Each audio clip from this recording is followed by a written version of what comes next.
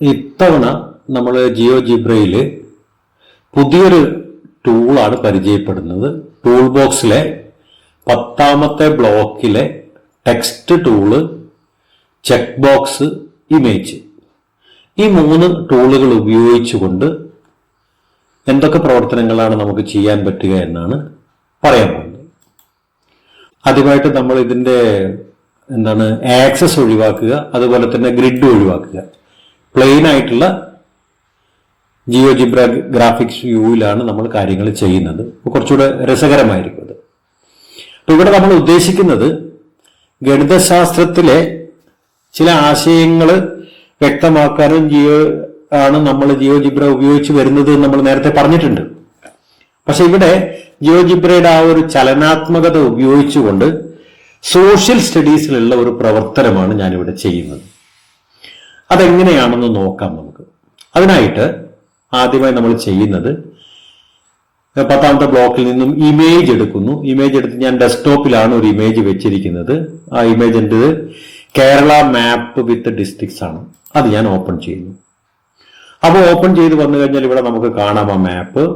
അത് നമ്മൾ ആവശ്യമായ വലുപ്പത്തിലേക്ക് അത് ക്രമീകരിക്കുകയാണ്. ഇതിൻ്റെ വലുപ്പം ഒന്ന് ക്രമീകരിക്കുന്നു.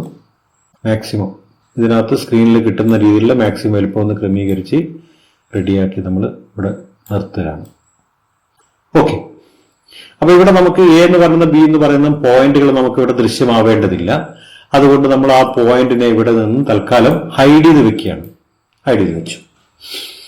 ഇനി നമ്മൾ ചെയ്യുന്നത് ഈ 10ാമത്തെ ബ്ലോക്കിലെ ടെക്സ്റ്റ് ടൂളാണ് എടുക്കുന്നത്. ടെക്സ്റ്റ് ടൂൾ എടുത്തിട്ട് ഈ ടെക്സ്റ്റ് ടൂളിനകത്ത് നമ്മൾ ജില്ലകളുടെ പേരുകളാണ് ടൈപ്പ് ചെയ്യുന്നത്. ഉദാഹരണമായിട്ട് കാസർഗോഡ്. ഓക്കെ. അടുത്തതായിട്ട് കണ്ണൂർ.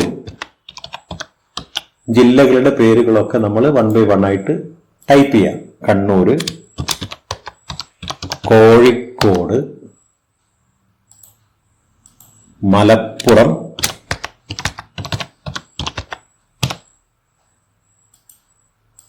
പാലക്കാട്,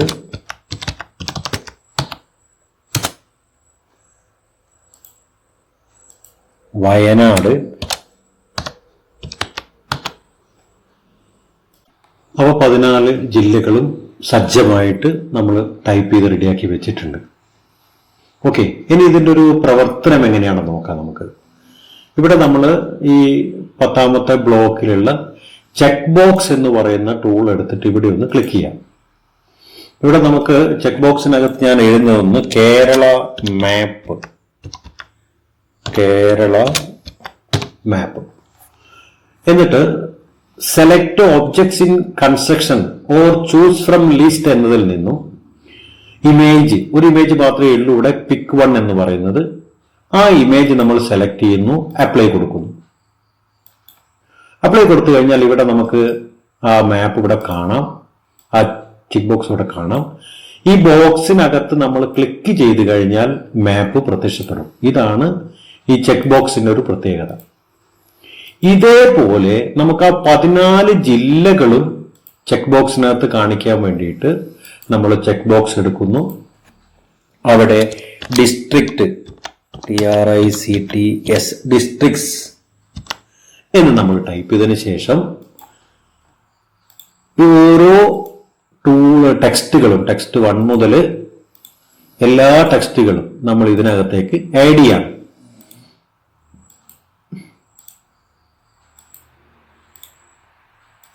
വൺ ബൈ 1 ആയിട്ട് ഇതിനകത്തേക്ക് ആഡ് ചെയ്യാണ്. ഇതിനകത്തേക്ക് ആഡ് ചെയ്ത് കഴിഞ്ഞാൽ ഒരെണ്ണം പോലും വിട്ടുപുതായിട്ട് ഉണ്ടാവില്ല.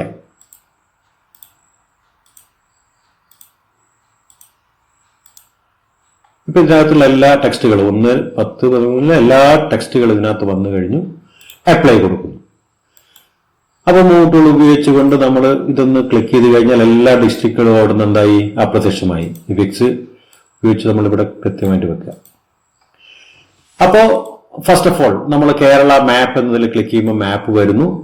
ഡിസ്ട്രിക്ട് എന്ന് വരുന്നതിൽ ഡിസ്ട്രിക്ട് വരുന്നു. അപ്പൊ കുട്ടികൾക്ക് ചെയ്യാൻ പറ്റുന്ന ഒരു സംഭവം എന്താണെന്ന് കരുതിയാൽ ഈ മൂവ് ടൂൾ ഉപയോഗിച്ചുകൊണ്ട് എവിടെയാണോ ഈ ഡിസ്ട്രിക്റ്റുകൾ അവിടെ കുട്ടികൾ കൃത്യമായിട്ട് ഇതെന്ത് ചെയ്യുക, കൊണ്ടുവെക്കുക എന്നതാണ് ഇതിന്റെ ഒരു ധർമ്മം എന്ന് പറയുന്നത്. ഓക്കെ, കുട്ടികൾക്ക് അത് അറേഞ്ച് ചെയ്ത് വെക്കാൻ പറ്റും. ഇനി മാത്രമല്ല, ഇത് അറിയാത്ത കുട്ടികളുണ്ടെങ്കിൽ ഈ മാപ്പിനകത്ത് ഒന്ന് സൂം ചെയ്ത് കഴിഞ്ഞാൽ ഇത് മനസ്സിലാവും. അതിനകത്ത് മലയാളത്തിൽ എന്ത് ചെയ്തിട്ടുണ്ട്, അതിന്റെ പേര് എഴുതിയിട്ടുണ്ട്. അപ്പൊ പേരുകൾ ഏതാണെന്ന് കണ്ടുപിടിച്ചിട്ട് ആ കളർ നോക്കി പിടിച്ചിട്ട് കുട്ടികൾക്ക് എന്ത് ചെയ്യാം, അത് ഫില്ലപ്പ് ചെയ്യാനും എന്തില്ല, പ്രയാസമില്ല.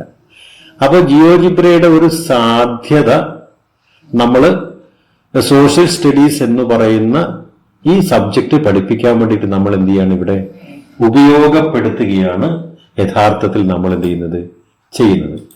ഇതേപോലെ തന്നെ മറ്റ് സംഭവങ്ങളും നമുക്കിതിനകത്ത് ചെയ്യാൻ പറ്റും. ഉദാഹരണമായിട്ട് വേറൊരു ഇമേജ് ഞാനിവിടെ കൊണ്ടുവരുന്നത് നോക്കുക. ദഹനം എന്ന് പറയുന്ന ഒരു പിക്ചറാണ്. ഇവിടെ ഈ ദഹനം എന്ന് പറയുന്ന പിക്ചറിന്റെ അകത്ത് ഇവിടെയും സിയും ഡിയും ഉണ്ട്. അത് നമുക്ക് എന്ത് ചെയ്യാം, ഹൈഡ് ചെയ്ത് വെക്കാം.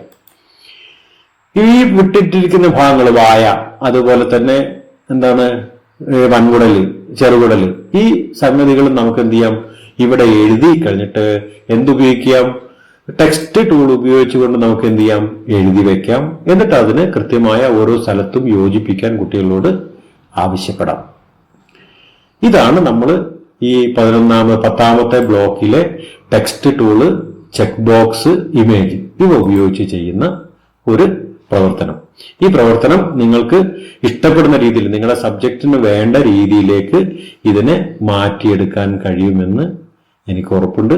നിങ്ങൾ എന്ത് ചെയ്യുക, ചെയ്ത് നോക്കുക. Okay, by.